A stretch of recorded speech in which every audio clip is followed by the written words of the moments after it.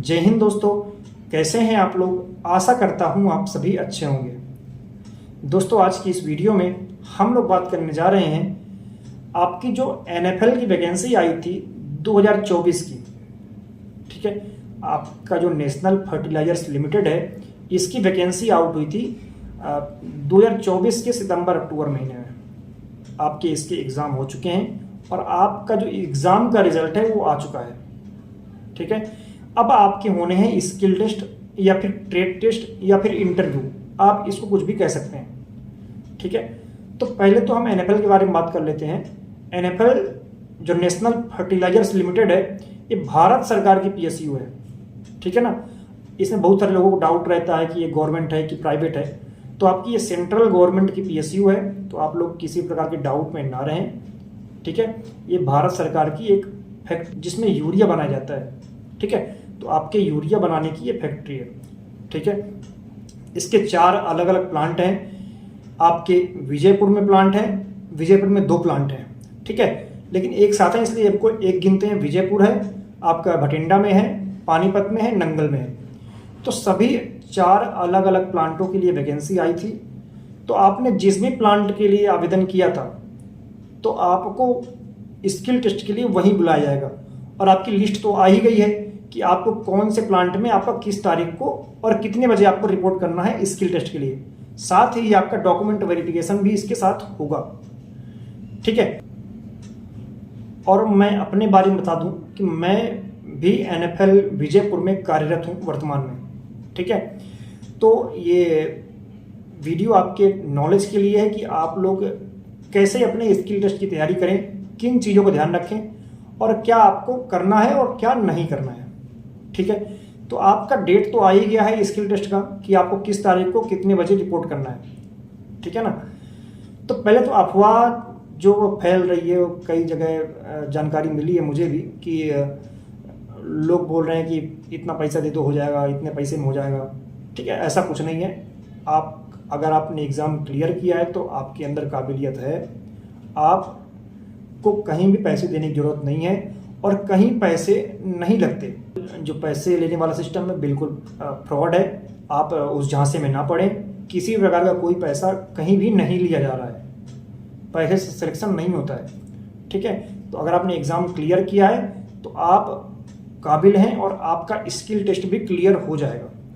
ठीक है ना, इसमें कोई बहुत बड़ी चीज़ नहीं पूछी जाती आपकी स्किल टेस्ट में। ठीक है, तो ये आपका जो अफवाह था वो आपको क्लियर हो गया होगा। तो ये जो अफवाह है, इन अफवाहों से दूर रहें और किसी को किसी प्रकार के पैसे देने की ज़रूरत नहीं है। ठीक है, बात करें अगर हम केमिकल में जो प्रोडक्शन की वैकेंसी आई है, junior engineering assistant grade 2 production. ठीक है, तो विजयपुर में आपकी 55 वैकेंसी है और अलग अलग प्लांटों में अलग अलग वैकेंसी है। तो मैं विजयपुर में कार्यरत हूँ प्रोडक्शन डिपार्टमेंट में। अगर मैं अपने बारे में बताऊँ तो हमारी वैकेंसी आई थी 2021 में। एग्ज़ाम हमारा 2021 के दिसंबर में हो गया था और हमारा जो स्किल टेस्ट हुआ था वो 2022 के आपका अप्रैल महीने में हुआ था और हम 2022 के जून महीने में ज्वाइन किए थे एनएफएल में, और मैं एनएफएल विजयपुर में ज्वाइन किया था।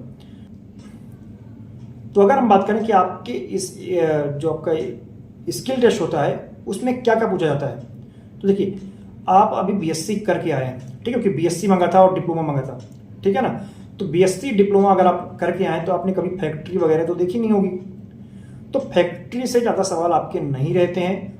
आपके सवाल बेसिकली रहेंगे आपके जो साइंस सब्जेक्ट है, बेसिकली जो मेन सब्जेक्ट है केमिस्ट्री, और कुछ सवाल फिजिक्स के हो सकते हैं। तो इन्हीं 2 सब्जेक्ट को आधार बना के आपसे क्वेश्चन पूछे जाते हैं।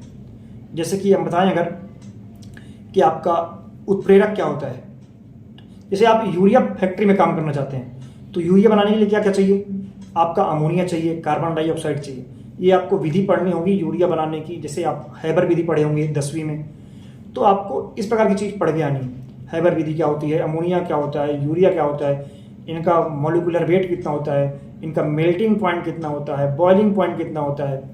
इसके अलावा आपका यहाँ डीएपी बनती है। ठीक है, जो एनएफएल के प्लांट हैं इनमें डीएपी भी बनती है। तो डीएपी क्या होता है आप उसको देख के पहचान सकते हैं। जो गांव से बच्चे होंगे वो तो पहचान लेंगे आसानी से कि ये यूरिया है, ये DAP है, ये NPK है, तो आपको उनको पहचानना भी आना चाहिए।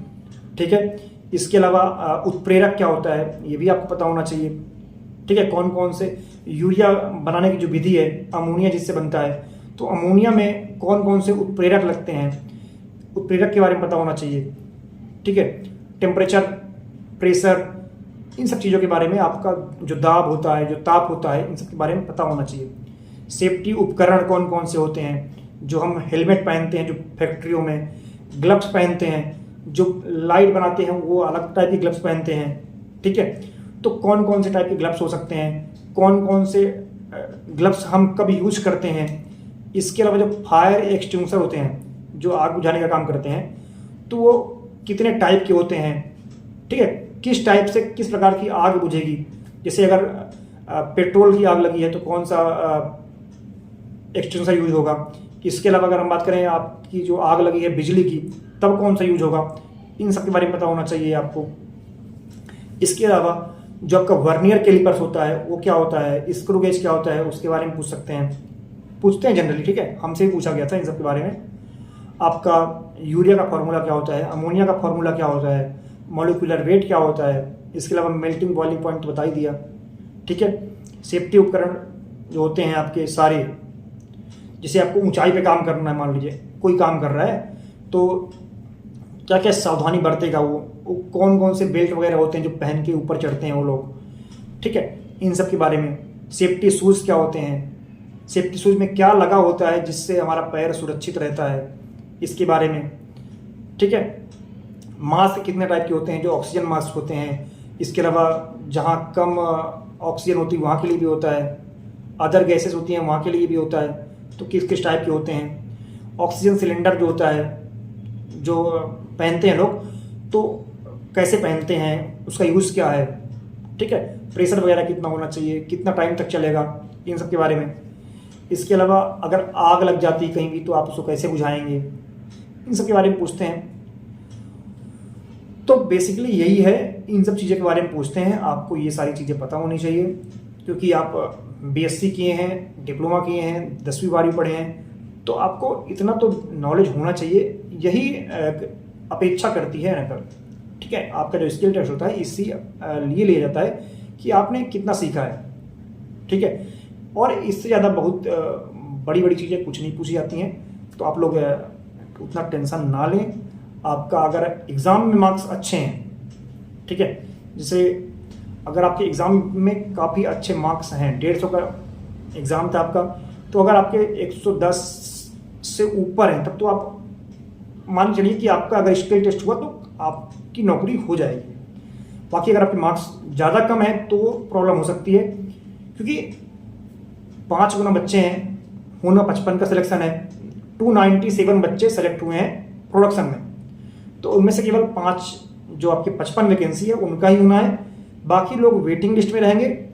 अगर उनमें से बच्चे कोई छोड़ के जाते हैं जो सेलेक्ट हो गए हैं तो आपको मौका मिलेगा। ठीक है, ऐसा रहता है। और पानी को शुद्ध करने की कौन कौन सी विधि है जो हम फैक्ट्रियों में यूज करते हैं, ठीक है, ये आपको पता होना चाहिए। आप पढ़ के आइएगा क्योंकि आपसे पूछा जा सकता है। ठीक है, इसके अलावा जो लैब में जो काम करते हैं, जैसे आप 10वीं 12वीं में प्रैक्टिकल किए होंगे, 11वीं 12वीं में केमिस्ट्री का, जो ब्यूरेट पिपेट वाला होता है, जिसमें ब्यूरेट का यूज होता है, पिपेट का यूज होता है, उस टाइप के आपके टेस्ट कराए जा सकते हैं। ज़रूरी नहीं है कि कराए जाएंगे, लेकिन आपको पता होना चाहिए। ठीक है, इसके अलावा यूरिया का प्रोसेस क्या होता है, यूरिया बनाने की कौन सी विधि है, ये आपको पता होना चाहिए। ठीक है, कोई बहुत बड़ा आपको रॉकेट साइंस नहीं पढ़ना है, केवल आपको विधि पता होनी चाहिए कि हाँ इस विधि से हम यूरिया बना सकते हैं, ये उत्प्रेरक यूज होते हैं। ठीक है, ये पता होना चाहिए आपको। तो यही होता है बेसिकली आपके जो स्किल टेस्ट में, इससे ज़्यादा कुछ नहीं होता है। आप उतना ज़्यादा डरे नहीं और आराम से आपका स्किल टेस्ट देने आए। ठीक है, अगर आपको कोई भी डाउट आता है तो आप कमेंट करके पूछ सकते हैं। हमारा टेलीग्राम चैनल पर है, आप उस पर भी ज्वाइन हो सकते हैं। हमारा इंस्टाग्राम अकाउंट है, उस पर भी आप मैसेज करके पूछ सकते हैं। ठीक है, ठीक है, तो आप वहाँ से जानकारी ले सकते हैं। और इस वीडियो के कमेंट में भी आप पूछ सकते हैं कुछ भी अगर आपको डाउट है इस वैकेंसी से जुड़ा तो। ठीक है, आशा करता हूँ कि आपको वीडियो पसंद आया होगा। अगर आपको वीडियो पसंद आता है तो वीडियो को लाइक करें, शेयर करें और चैनल को सब्सक्राइब करें। साथ ही बेल वाला आइकन जरूर दबाइएगा ताकि आने वाली वीडियो का नोटिफिकेशन आप तक सबसे पहले पहुंचे। धन्यवाद।